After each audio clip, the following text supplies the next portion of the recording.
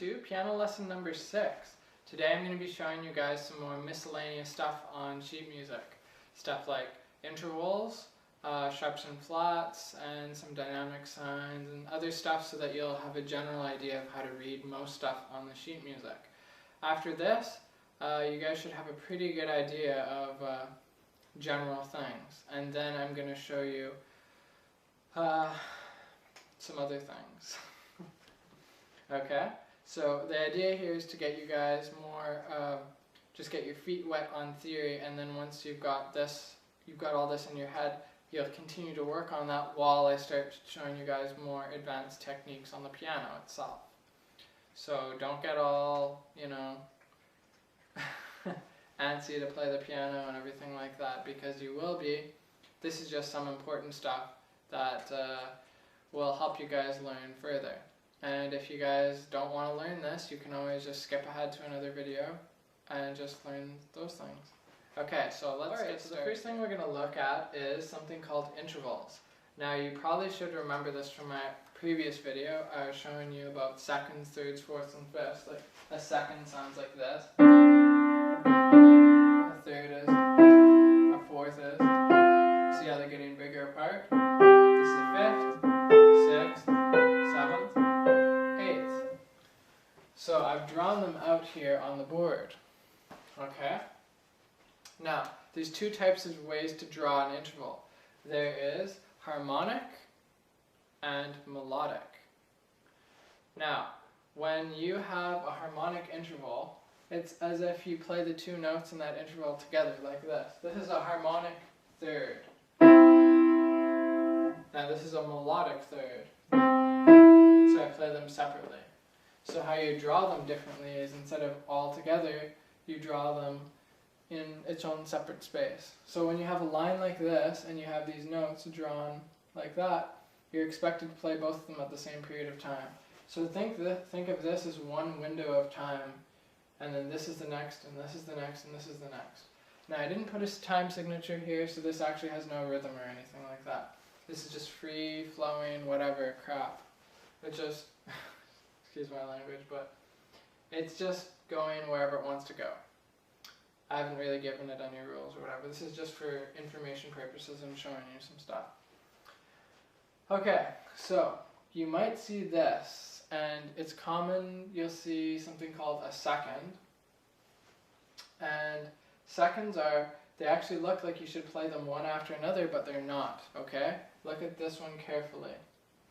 It's an F and a G, and they're side by side, but they're sort of separated. They're not actually fully on top of each other because they're so close together that if they were on top of each other, they'd just be one big note. So they have to put them offset a little bit, but you're supposed to play them at the same time, okay? So a second goes from this space to this line. This is something that's important to read, to notice here. A second goes from a space to a line. A fourth goes from a space to a line, but it's a farther apart jump. A sixth goes from a space to a line, and an eighth goes from a space to a line. So that's something you want to keep in your mind, is that when you're doing an even number jump, right, an even interval, so 2, 4, 6, or 8, it's always going to be going from a space to a line, or a line to a space. So it's always a different type of note, okay? So, but then the flip side is thirds, fifths, and sevenths, they always go from one type of note to another type of note. They leap. So this space goes to another space note. This space goes to another space note. So if you can break it up into those, thinking it in those terms, you'll be able to identify intervals faster. And you're probably wondering, okay, Andrew, why is identifying intervals so important? Well, there's a good reason for this, because just like we were trying to learn to read the notes, it's also very, very, very important to learn the intervals. Because what happens is, you can read intervals faster than you can read note names. Because you don't want to be going G, F sharp, A, B, C, D, D, D, C, B, A, G, B, C, jumping all over the place. You can just tell yourself up a second, down a third, up a fourth, down a third, up a sixth, second up, second down. And you can just read it like that and tell your hand to do those specific instructions and it'll do them. So just take my word for it for now. This learning to recognize intervals quickly is extremely important to reading music quickly. It's called intravallic reading. Okay, intravallic reading. Okay. So the seconds, the fourths, the sixths, and the eighths. This will help you recognize the intervals faster. They are on they don't have the same note in common. So an even interval won't have the same note in common. Then, judging by how far apart it is, you can guesstimate what kind of an interval it is. First, you look to see if it's on the same, and then how far apart it is. So this eighth is a huge distance apart, and it's a space to a line. So that's an eighth. Or the seventh is a huge distance apart, but it's a space to a space, so it's probably going to be a seventh. So that's what'll help categorize them for you. Like to do a third, you just go from one space to another space. The very next one, up or down, that's always going to be a third. Whether it'll be a major third or a minor third is a different question. But we're not going to get into that right now. But going from a space to a space, or going from a line to the next line up or the next line down is always going to be a third. Okay? Always. Now fifth, which is quite common, used in chords, or Twinkle Twinkle Little Star. Anyway, a fifth is a space or a line, a space, skip the space and go to the next space. So there's one space in between or one line in between, and that's how you do a fifth. A fifth is just space, skip a space, next space. There you go, that's a fifth, all the time. And you can just recognize that very quickly if you see that. It's all about how you can project what's on the page into your mind in a way that you can see it more clearly. So that's kind of what I'm trying to do here. I'm trying to give you tips and tricks so that you can recognize them faster. Okay?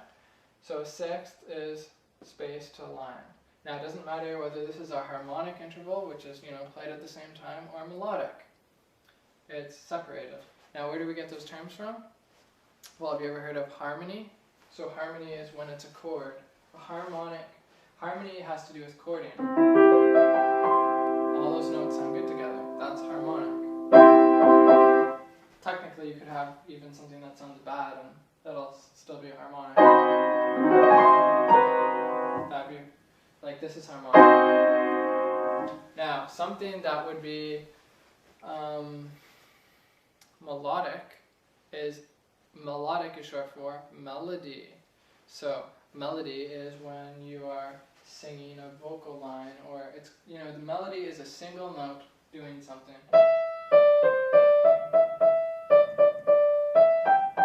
That would be melody. Okay? It's going somewhere. It's going up and down, and it's not having chords. It's not all down at the same time. It's moving around. Okay? That's melody versus harmony. So that's where they get these, because these are going down at the same time. That's harmonic. If it's going from dun dun dun dun dun, then that's melodic. Okay, so that's a brief thing on intervals there. What you should do is get cards, flashcards, and look at those intervals very, very closely. Okay? Do those intervals like mad crazy. I had a student who did them for like 2 weeks, and then she was just crazy fast at them, and she could just read music much faster. So I highly, highly, highly, highly recommend that you do flashcards for intervals, okay? Intervallic reading is the way to go. No questions asked. Okay, now the next thing you're going to do, well, not going to do. Okay, the next thing I'm going to show you guys is a brief kind of, I'm just showing you what a sharp, a natural, and a flat look like. So in my other video, I showed you what a sharp and a flat look like on the piano, but what do they look like on sheet music? A sharp sign looks like the number, the pound sign on a keyboard or a phone. So it's just like the number, so the number sign. So it's just dun dun dun dun, and that little box has to be in whatever note that it's on. So these two lines should be on if this was a note on the line, it should be on the line with the note. Okay? And whenever you're doing these sharps, naturals, or flats, they're actually called accidentals. Okay? Later on you get into key signatures, and I'll show you that later down the road. But these are called accidentals because they happen in the music. It's sort of like they're only there for a little bit and then they go away. Now the rule with accidentals is they are in effect until the end of the bar unless there's something else that happens on that note. So say we have a C sharp.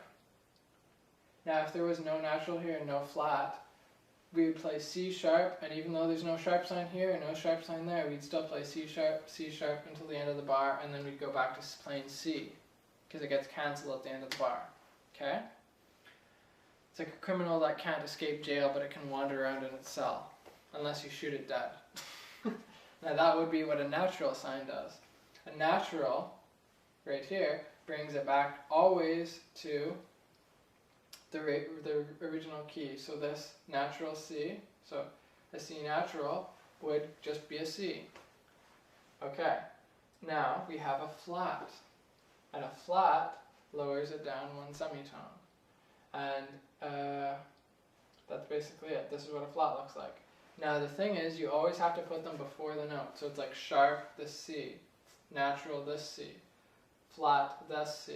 You can't put the note and then the flat after, because then you've already played the note and the flat comes later. Okay, so you gotta just be careful about that. Okay.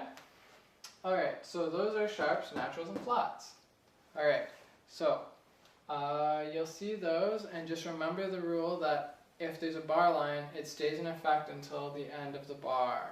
Okay, you can seriously get tricked if you don't remember that rule. Okay, so those are some rules there. Now I'm going to look over a few Italian terms and whatnot for you. So you know a little bit about dynamics.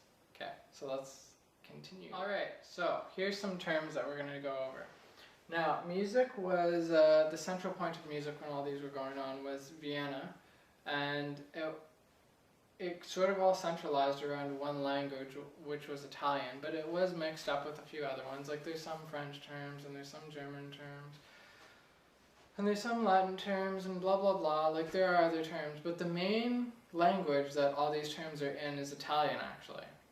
So, let's learn Italian! No. I'm going to show you what it looks like in the music. Then I'm going to tell you what the actual Italian, how you'd say it, and then I'm going to show you what the definition of it actually is, so what you want to do when you come to this. Okay? So these ones are just very basic, and it should allow you to generally play the music the way it's supposed to be played. Okay? Now, the first one we're going to look at is F. So whenever you see F, you're going to play forte. What does that mean? Well, translated, that means loud. So whenever you see F written on the music, you're going to play loudly until it says not to play loudly. So until you get to another letter that tells you something else. So let's keep going. So F is forte, which is loud. So F is loud. Okay? Forte is loud. Okay, now the next one is P. P as in piano. Now you're probably thinking, what? Piano is what? Okay, piano is soft. Now does that make any sense to you? Well, it might make sense to you when you hear that the first pianos were actually called, well, they weren't actually, there's harpsichords and clavichords and all these other instruments before that, way back in the day. But the modern piano evolved from something called the forte piano. So it was a piano, but it was capable, it was an instrument basically that was capable of playing forte and piano. So they called it a pianoforte. Wow, isn't that original? You'll find that most of these names just make common sense. It's not like someone just sat there and tried to think up a very, very confusing, unrelated name. They're all they're logical. So, piano actually means soft, forte means loud. So the instrument was called loud soft. That's what it was translated to. So this thing that we're playing, its real full name would be a loud soft. I'm gonna go play my loud soft for a second, okay?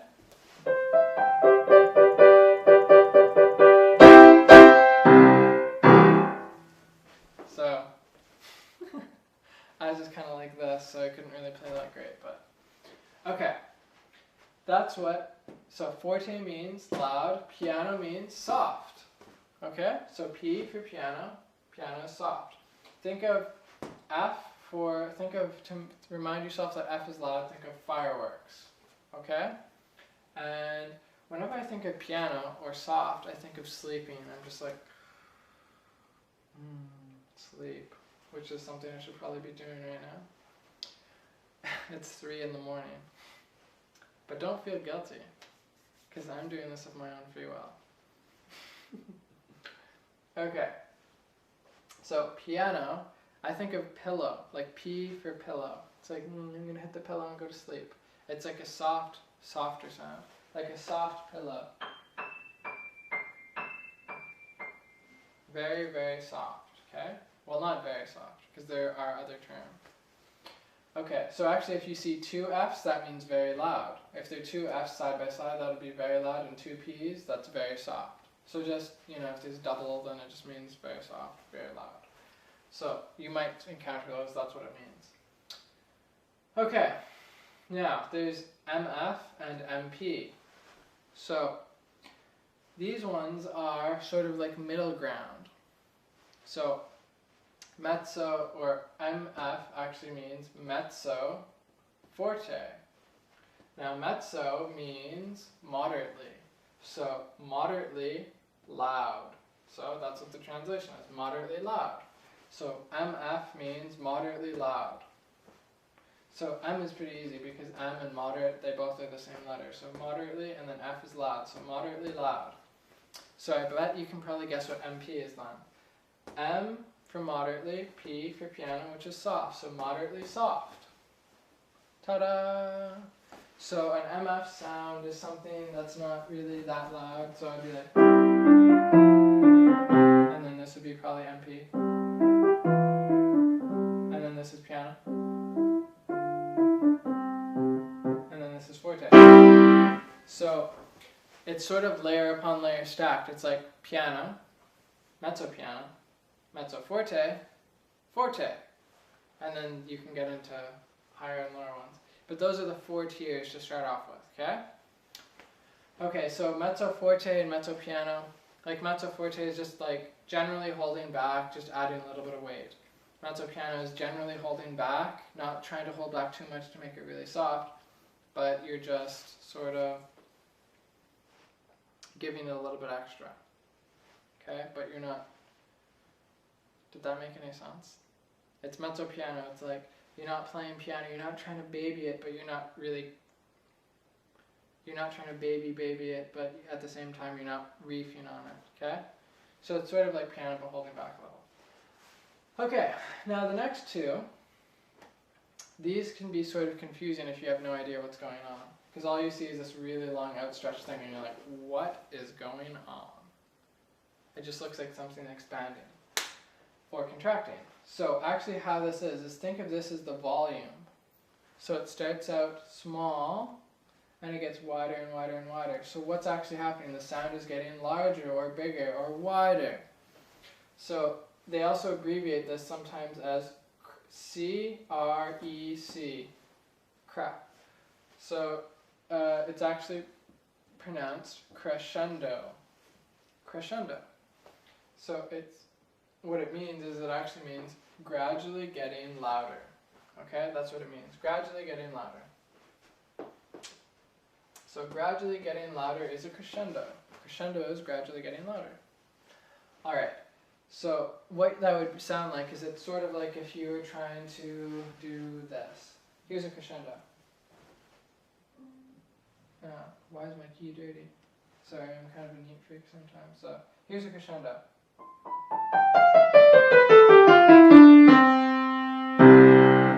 Okay, so it started off soft.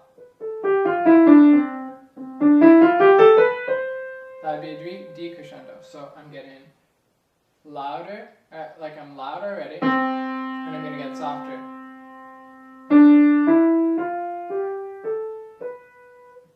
Oh, I missed my note. It's too late for me to be playing. Okay, so that would be a decrescendo. So it's starting louder, getting softer. So it's just getting softer and softer and softer. And those are some terms. So those will help you. Now I've got one last thing to show you, and then that'll be it. So we've got a few more things to go over, and this will be it. So I'll try to do this quickly. Okay, so there's two types of touches that you want to have when you're playing piano.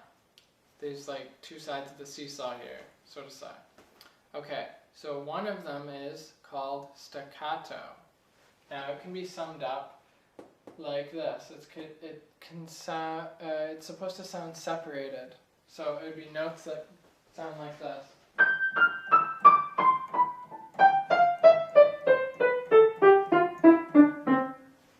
So notice how they were all separated, okay? That is staccato. Staccato is detached, it sounds separate. A way to remember it is think that the keys are hot. They're like, ow, ow, ow, ow, ow, ow, ow. You don't want to hold onto the keys very long, okay? So that's staccato.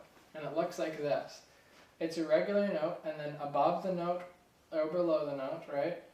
Depending on which way the stems are going, you'll put a little dot over it. And don't confuse that with a dotted half note or whatever, because the dot is to the right of it. This is totally different. A staccato doesn't lengthen the value or anything of it. It just, you play it off, and then you just come in with the next note when you come onto that beat. So you go like this. 1, 2, 3, 4, 5, 6, 7, 8, kind of like that. So that is staccato, right there. Okay, now the flip side of that is legato. Legato. And that is smooth. Okay, that's what it really means, smooth. It can also think of it as joined together or just together, like they're all together. Now, it's usually by something called a phrase. A phrase is like this little thing here that's connecting all these together, and it's once they want you to play it together like this. This would be staccato, the same notes.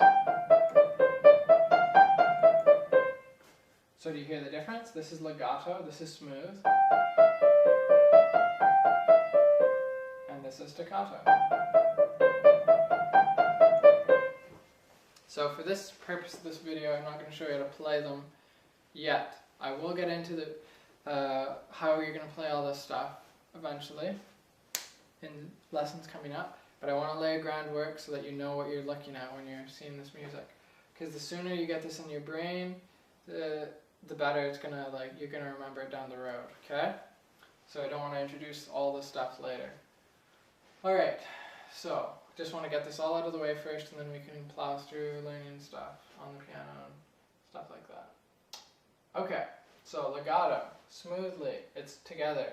It always has these phrase marks. Actually, it doesn't always. It depends on the style and the period. In early music, you have to go by exactly what they write. It's very structured. Whereas later on, they just want you to play things legato, and you just have to know. And you can generally think that if you don't see either one of these, if you don't see a staccato mark or a legato mark, then you can just assume that you'll probably want to play it legato, okay? Or staccato. I mean, it's up to your choice of what you sort of like. But generally you're going to go with legato. Now if you see this is called a phrase or slur. Slurs are like smaller phrases. They usually only connect 2 notes, and phrases connect usually more than 2 notes. So phrases are bigger ones, and think of them as clouds or something. They're poofy and they just go here, and you want to connect everything in the cloud, and then when it stops you have to lift your hand off. You have to lift off. You always lift at the end of phrase marks. So there's always, you just lift off and then come down. So you want to be very graceful when you do your lifts. Do them very easily, and I'll show you how to do those later in a lesson coming up. Okay. So just think of it as clouds and then blue sky, so you have to lift up and then you're going to go back into the cloud or whatever when you get to another phrase, okay? So all those have to be connected. The cloud has to be connected. Okay, so that's legato. It's smooth, alright? Now the last one, it's called a tie. Now I was considering not even doing this, but I thought I'd just throw it in there because I had some extra space. So a tie is not to be confused with a slur. Now there's a big difference, but they look very similar, and it's quite often that people mess these up. So a tie is actually, think of taking two cans or something and tying them together with a string. It's like, sort of like that. You've got this can and this can, or that note and that note, and you're going to tie them together with a string. And what's going to actually happen is this note and this note are actually going to become one note, and you're going to hold it all the way to the end. So if this is a quarter note and this is a quarter note, you're actually going to hold it for the same length of time you would hold a half note. Okay? 1, 2. Now, here's the rule about ties. You can't hold an F and then somehow hold a G. It just doesn't work. So ties have to be on the same note. Whereas slurs are always different notes because you can't connect to the same note, can you? You can't. So slurs or phrases, they always go from like an F to a G, or they go to a different note. Whereas a tied note has to stay the same. So if you see a C to a C or a D to a D, that's a tie, and you have to hold it.